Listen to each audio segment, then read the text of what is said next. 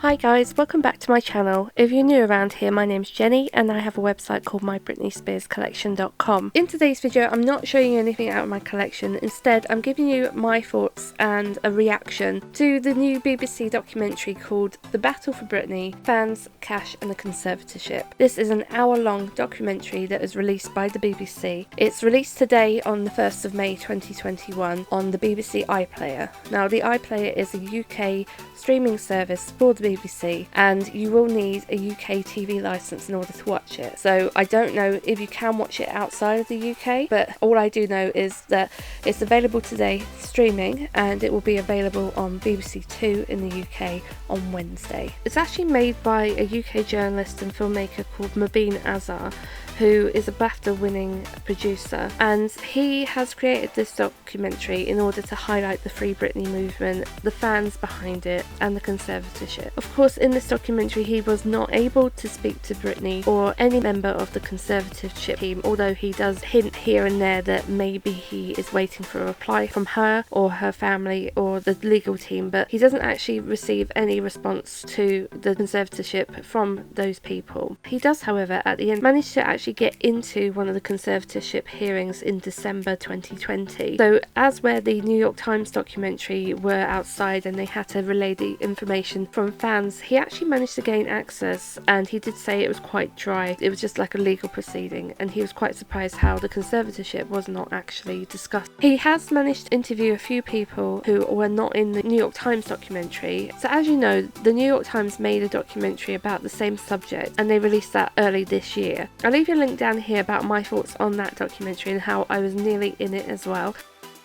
I didn't have anything to do with this documentary, but he did manage to speak to some fans who had made an appearance in that documentary as well.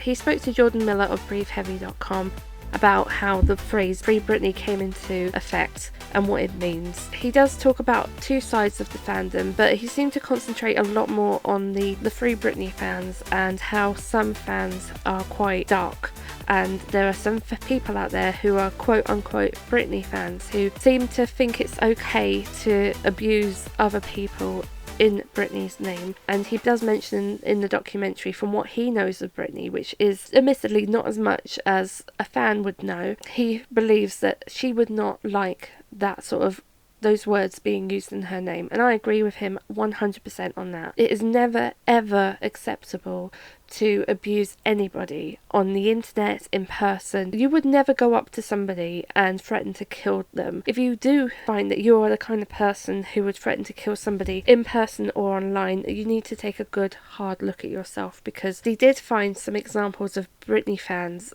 using the hashtag Free Britney that were sending abuse and threats of physical harm to other people, and this is not acceptable, not at all. He also speaks to choreographer Brian Friedman. If you don't know who Brian Friedman is, he's such a talented choreographer and dancer. He created a lot of routines for Britney, including the Slave For You video. He was with her on her Onyx Hotel tour as well. He was obviously a very close friend of Britney for a while, but he mentioned that he had to step away from Britney because of the toxic nature of some fans, which did actually surprise me. I did not know about that, and I find it really hard as well to believe, again, that there are people out there who call themselves fans who would do such a thing. Let me just say though, I have checked my Instagram today after the documentary has come out, and there are still people on the internet today who are saying horrendous things, and I really urge you to stop this. It doesn't help the situation,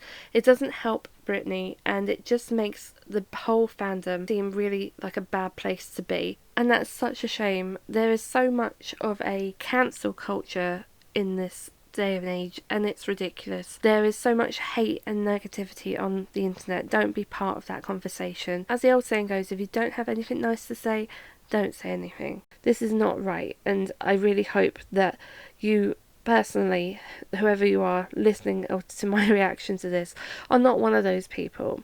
He also speaks to Perez Hilton at his home in Hollywood, saying that the conservatorship was a good idea because obviously she was in a bad state at the time, and how he remarks that he believes that she would be dead if there was not a conservatorship in place. Just speculation, but you know, I see where he's coming from. However, I don't think that he helped the situation at the time, and he does seem remorseful, but I felt like he was taking the documentary as an opportunity to give his remorse and his regret rather than make any actual impact or useful comments about the whole movement. He did visit Kentwood, Louisiana, you know, home of Britney. I didn't like the way it was put together with, like, it was really sort of dumbing down the conservatorship and giving only a small amount of information. I've said this before, and he mentioned this in the documentary as well. We don't know what goes on behind closed doors. We have no access to medical records, nor should we, because everybody deserves a personal, private life. I've said this before, you don't know what's going through somebody's head, and you really, really do not know what's going on in somebody's personal, private life. As for the whole pre-Britney movement, I understand that it is important because it has got the word out there about the conservatorship and general conservatorship abuse in America, because the whole system to me just seems a bit backwards. But because obviously I'm in England, I can see it perhaps a different point of view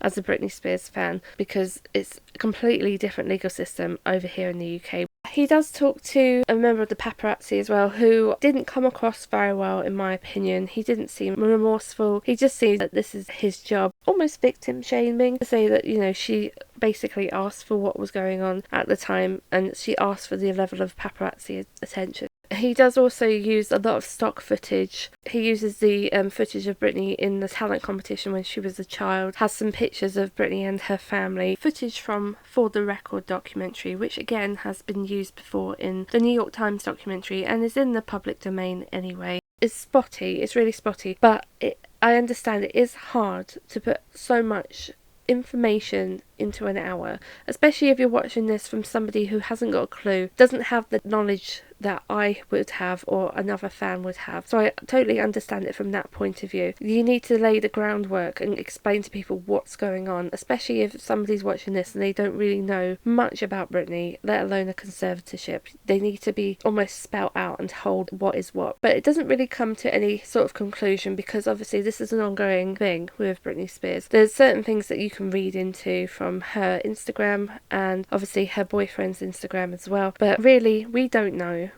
what's going on. And so would I recommend you watch this documentary?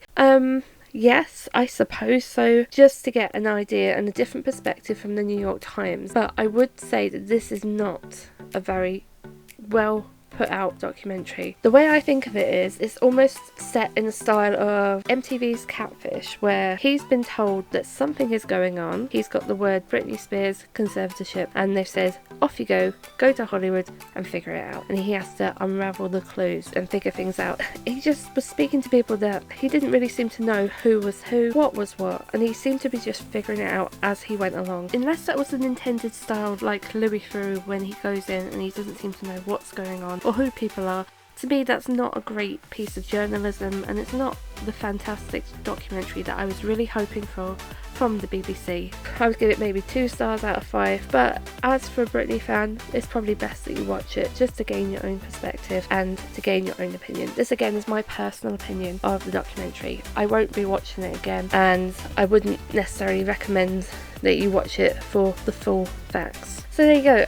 Let me know down in the comments what you think of my thoughts to this, and also let me know if you have watched the documentary yet, or if you're planning to watch the documentary. If you have watched it, please tell me what you think down below in the comments. I'd love to know your opinion. While you're down there, give me a thumbs up as well. That really helps out my channel. Also, don't forget to subscribe and hit the bell. It will give you a notification of when my next video is coming out. Don't forget, I am on Patreon, so if you want to help me out in any way with my collection and my YouTube channel, there are 2 starter tiers on there if you feel like you can make a contribution. If you want to speak to me further on this subject or any subject, please visit my Instagram, Jenny's Britney Collection. You can always drop me a message there, and of course my website, mybritneyspearscollection.com. And until the next video, take care. Bye guys.